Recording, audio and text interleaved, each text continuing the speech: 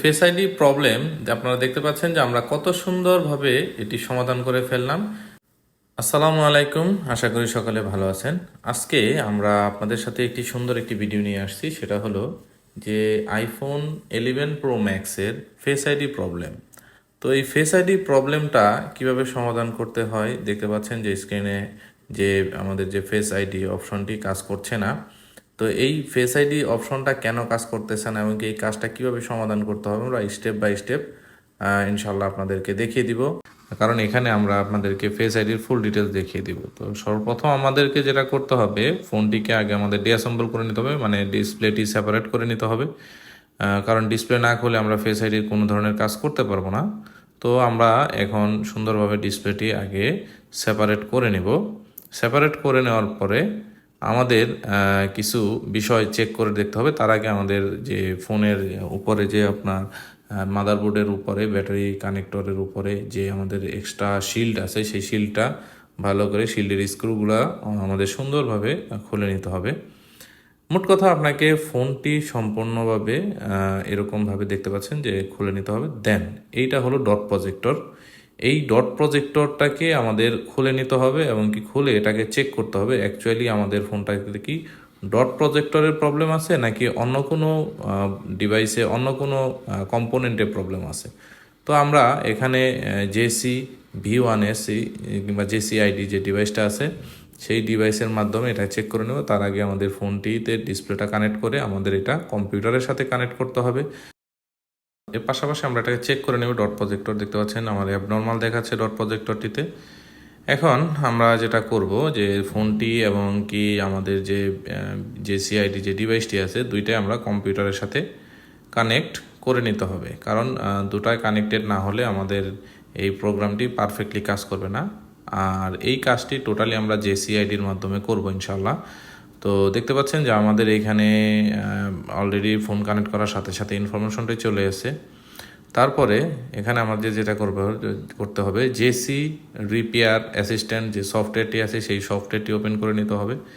দেন আমাদের কি রিপেয়ার এখানে যে আমাদের ফেস আইডির যে অপশনটা আছে সেই অপশনে যে আমাদেরকে চিপ আপনাকে ডিটেক্ট করে নিতে হবে। ডিটেক্ট করে নেওয়ার পরে ফার্স্ট আমাদেরকে যেটা করতে হবে যে আমাদের যে ডট প্রজেক্টরের যে ফাইলটি আছে সেটা ব্যাকআপ করে নিতে হবে। আমরা এটাকে ক্লাউডে ব্যাকআপ করে নিব, তাহলে ফিউচারে আমাদের যদি নেক্সট টাইম আবার যদি এই প্রবলেমটা আসে আমাদের এক্সট্রা আবার নতুন করে ব্যাকআপ করার কোনো প্রয়োজন হবে না।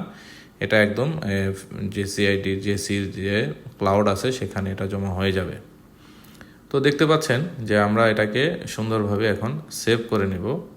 এই টোটাল প্রোগ্রামটি আপনাকে কমপ্লিট করতে হলে আপনার ইন্টারনেট কানেকশন অবশ্যই থাকতে হবে, উইদাউট ইন্টারনেট কানেকশন হবে না। এখন আমরা যেটা কাজ করব, যে দেখতে পাচ্ছেন এটা হলো JCর ফেস আইডি রিপেয়ার করার জন্য এটা এক্সট্রা আরেকটা নতুন ফ্লেক্স বের হয়েছে।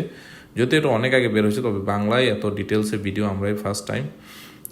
তো দেখতে পাচ্ছেন যে এখন আমরা এই যে ছোট যে ফ্লেক্সটি আছে ফেস আইডির কাজ করার জন্য, এই ফ্লেক্সটির মধ্যে আমরা যেই ডাটাটা রিড করেছিলাম সেই ডাটাটা এখন রাইট করে নেব কম্পিউটারের মাধ্যমে।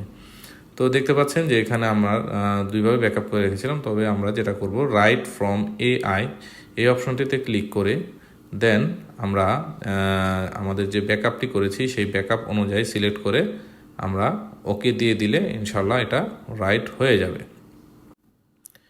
তো ওকে দিয়ে দেওয়ার পরে আমাদের একটু ওয়েট করতে হবে যে ডাটা সেভ। এখন দেখেন আমাদের রাইটিং প্রসেস শুরু হয়ে গেছে অলরেডি। এখানে burning is complete, that mean আমাদের ফাইল রাইট হয়ে গেছে।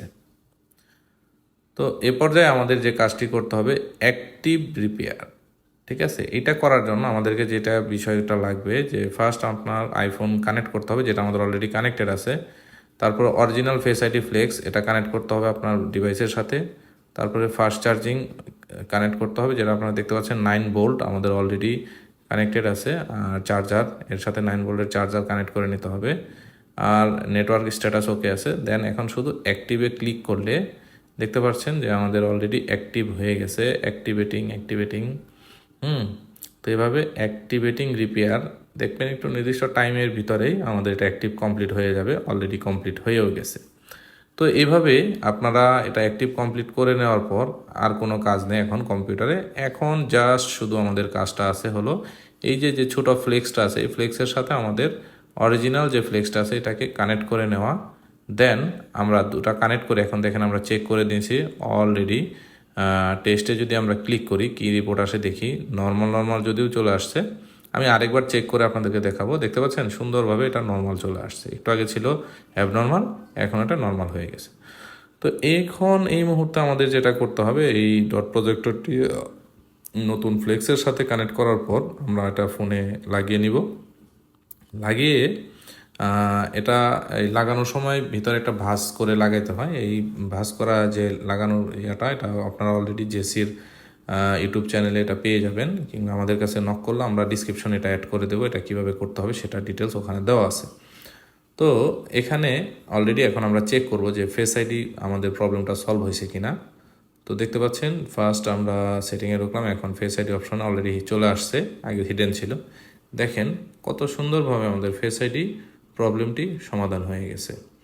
আপনারা যদি কেউ এই ফেস আইডি প্রবলেম নিয়ে প্রবলেম ফেস করেন, আমাদের সাথে যোগাযোগ করতে পারেন, আমাদের প্রতিষ্ঠানে নিয়ে আসতে পারেন। ইনশাল্লাহ আমরা সলভ করে দেওয়ার চেষ্টা করব, সলভ করে দেব।